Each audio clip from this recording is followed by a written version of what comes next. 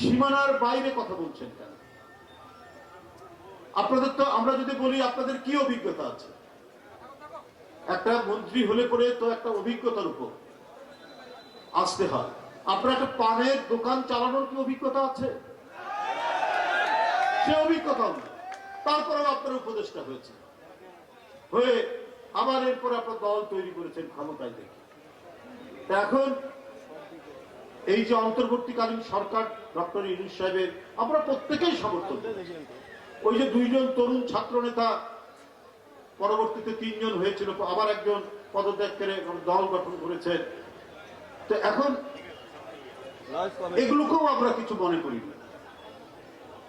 তা আমরা তো মনে করছি যে কিছু উপদেষ্টার আচরণ, এই যে তরুণ উপদেষ্টারা, এটা তো একটা তাদের সাথে তো এনসিপির সম্পর্ক, তাদের সাথে একটা সম্পর্ক যুক্ত তারা।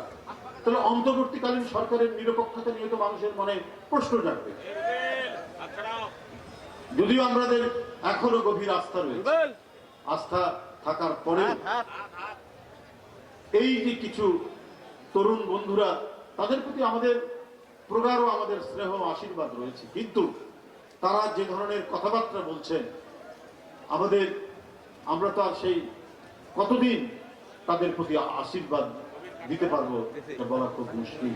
কারণ তারা আজকে শুনি যে ডিসি অফিসে, এসপি অফিসে বৈষম্য বিরোধী ছেলেরা বসে থাকে, ওখানে কাজ কি আপনাদের?